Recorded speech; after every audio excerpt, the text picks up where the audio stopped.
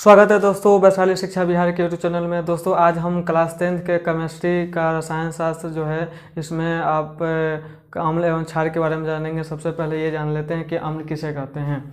दोस्तों अम्ल की परिभाषा दो प्रकार से दी जाती है, एक तो स्वाद में खट्टे होते हैं और एक वैज्ञानिक के आधार पर दिया जाता है कि अम्ल क्या होता है। तो ये दोनों के बारे में जानेंगे। देखिए अम्ल क्या होते हैं, तो वे पदार्थ जो स्वाद में खट्टे होते हैं वो अम्ल कहलाते हैं। याद रखिएगा कि जो पदार्थ स्वाद में आपको खट्टे लगते हैं उसे हम अम्ल कहते हैं, क्योंकि उसमें अम्ल की उपस्थिति होती है।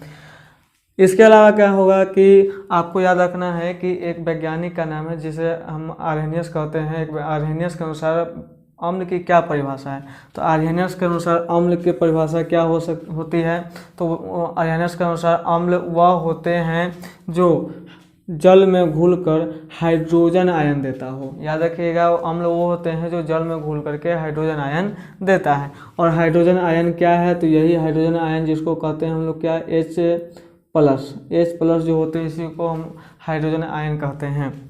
उदाहरण के लिए हम देखेंगे हाइड्रोक्लोरिक अम्ल, एक होता है हाइड्रोक्लोरिक अम्ल, इसका सूत्र जो होता है याद रखिएगा HCl होता है, H4 हाइड्रोजन और Cl4 क्लोरीन। याद रखिएगा H4 हाइड्रोजन और Cl4 क्लोरीन होती है।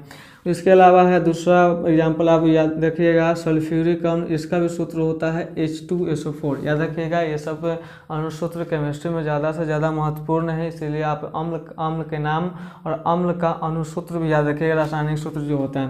तो सल्फ्यूरिक अम्ल का सूत्र क्या हो जाएगा H2SO4। उसके बाद नाइट्रिक अम्ल का जो अणुसूत्र रासायनिक सूत्र जो होगा वो क्या होगा HNO3। याद रखिएगा HNO3 को हम लोग नाइट्रिक अम्ल कहते हैं, HNO3 को हम लोग नाइट्रिक अम्ल कहते हैं। आर्हेनियस के अनुसार आपने देखा कि अम्ल वह होता है जो जल में घुल करके हाइड्रोजन आयन देता हो। लेकिन एक बात और देखना है ना, एक बात और देखनी है, इससे देखना है आपको क्या कि ये हाइड्रोक्लोरिक अम्ल है, इसको हमने कहाँ रख दिया है, जल में। कहाँ रख दिया है, जल में, यानी कि H2O में रख दिया। और जैसे ही हम लोग जल में रख देंगे तो क्या होगा कि हाइड्रोक्लोरिक अम्ल दो भाग में टूट जाएगा, एक हाइड्रोजन में और एक क्लोरीन में। तो याद रखिएगा एक हाइड्रोजन आयन में टूट जाता है और एक क्लोरीन आयन में टूट जाएगा। याद रखिएगा यही हाइड्रोजन आयन जो होता है यही अम्लीय गुण प्रदर्शित करता है।